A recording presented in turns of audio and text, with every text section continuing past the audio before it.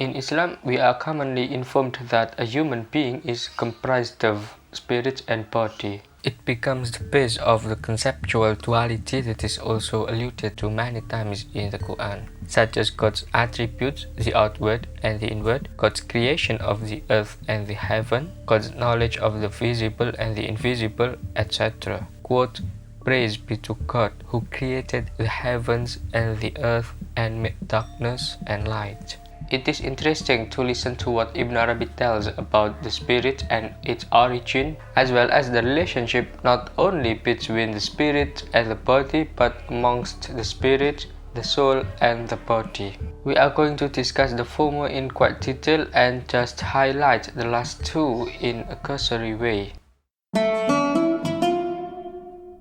Ibn Arabi's exposition of the spirit as well as of the soul cannot be separated from his exposition of the divine spirit in the account of the creation of Adam in the Quran, because the root of every soul and of every spirit is the divine spirit, which is sometimes called the ascribed spirit, given that God ascribes it to himself with the pronouns my, our, and his in several Quranic verses, especially three connected to the creation of Adam. So when I have proportioned him and breathed into him of my spirit, fall down before him prostrating. Then he fashioned him and breathed into him of his spirit and endowed you with hearing, sight, and hearts. Ibn Arabi asserts that what is meant by spirit in those Quranic verses is the spirit of God itself, not a spirit other than his. Thus, Ibn Arabi calls this spirit the Ya spirit, Ruhul Ya, that is the spirit to which is attached the letter Ya, which is in Arabic the pronoun my. Ibn Arabi identifies it with the one soul from which Adam, Eve, and their children were created, as is mentioned in the Quran.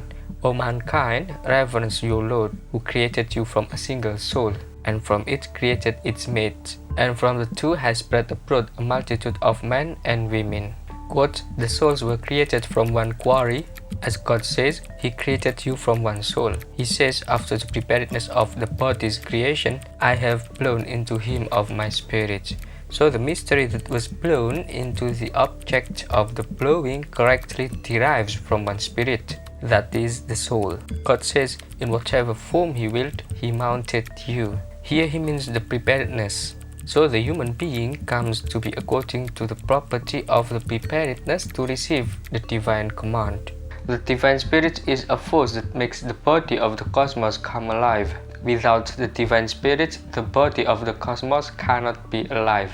The body of the whole cosmos includes the bodies of its individualities, and so does the spirit of the whole cosmos. Here we see the unity of the spirits that originates from one spirit, namely the divine spirit, as the unity of individual bodies of the whole cosmos contained in one cosmic body. In other words, the divine spirit is one and then becomes differentiated when God blows it into the bodies. Thus there appear particular spirits from the universal spirit, which is the divine spirit itself.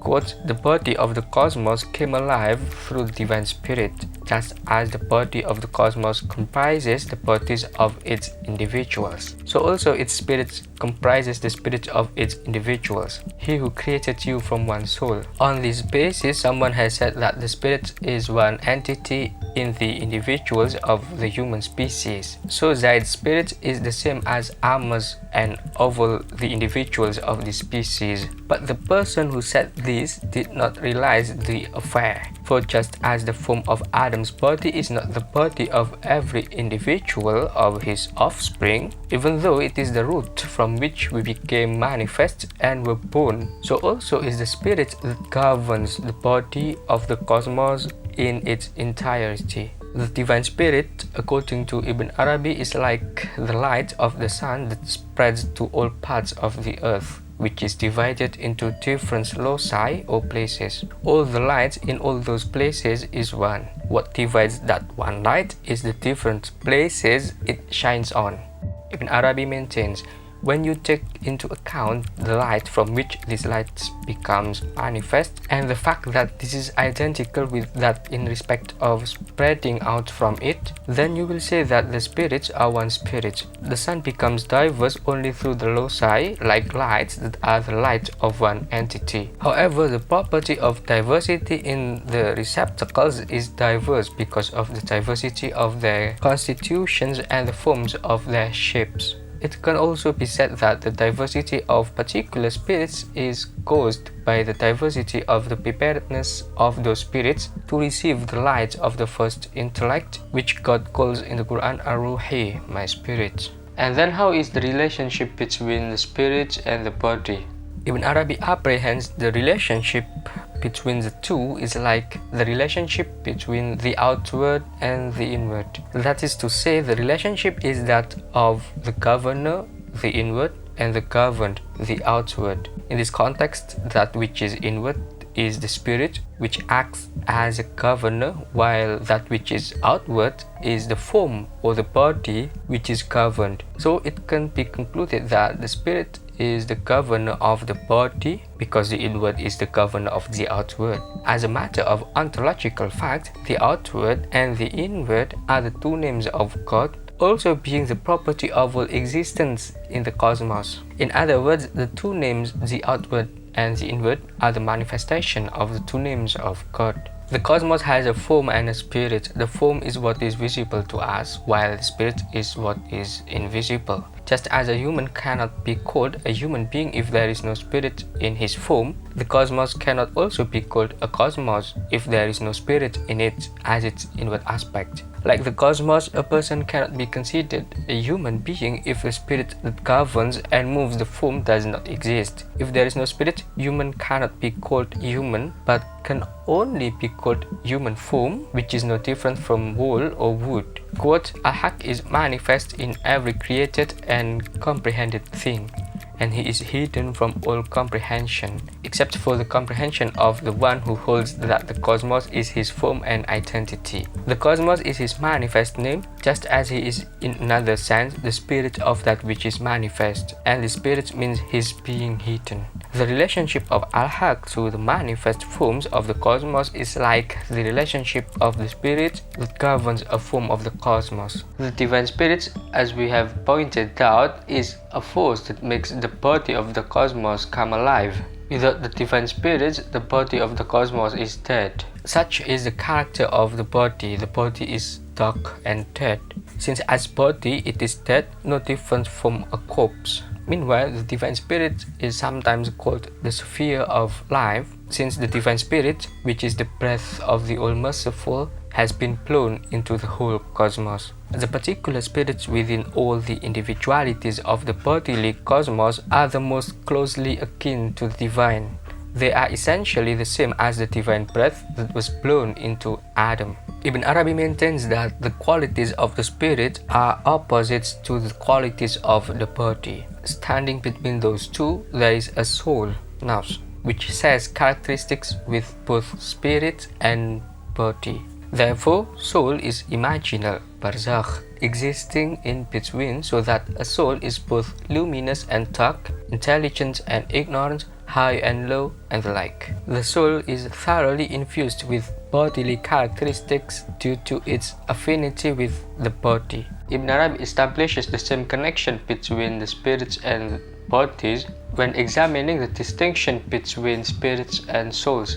Souls are pure darkness endowed with the attributes of the elements, while spirits are pure light.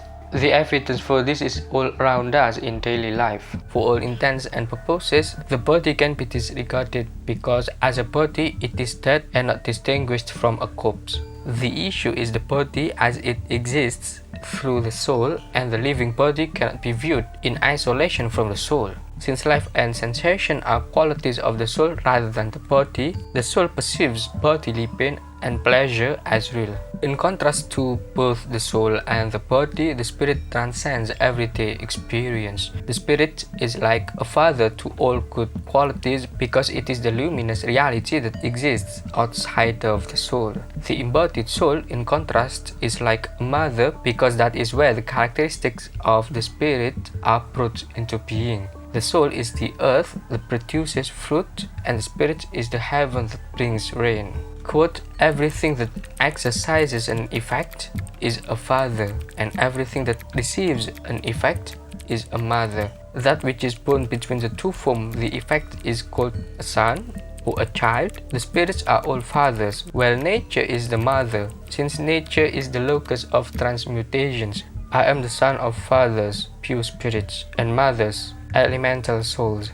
Even though the soul and the body are nearly identical when viewed in relation to the spirit, when viewed from another angle, they are totally different. That is, especially if we start to consider the distinction between the soul and the body, as well as the similarity and affinity between the spirit and the soul. The body is a dead and dark reality, while the soul, which lies in between in an imaginary reality, is a reflection of the life and luminosity of the spirit. Hence, the soul is simply the spirit's face turned toward the low and dense world. The soul will realize its own identity with the spirit if it turns back toward itself. Nevertheless, the soul is referred to as elemental because of being endowed with bodily characteristics as well as the properties of the four elements, earth, water, air, and fire, that compose the body. As a result, the qualities of those all manifest in the soul, whereas spirit is purely spiritual light that exists beyond the realm of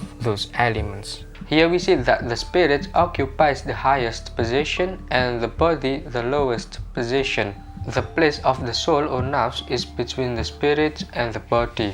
Therefore, the soul has both physical inclination or material inclination and spiritual inclination. When the material inclination dominates the soul, it is attracted to worldly pleasures. However, when the soul realizes its own identity, that is to say, to be controlled by the spiritual aspects, it becomes attracted to its spiritual origin, which is God. So there is always a tug of war between physical tendencies which lead to evil on the one hand and spiritual tendencies which lead to good on the other. Which wins between these two tendencies depends on which is stronger and more powerful. To put it in a nutshell, it is through the union of the spirit and the body that we as human beings come into existence. As a result, it is precisely by our soul that we can identify our I.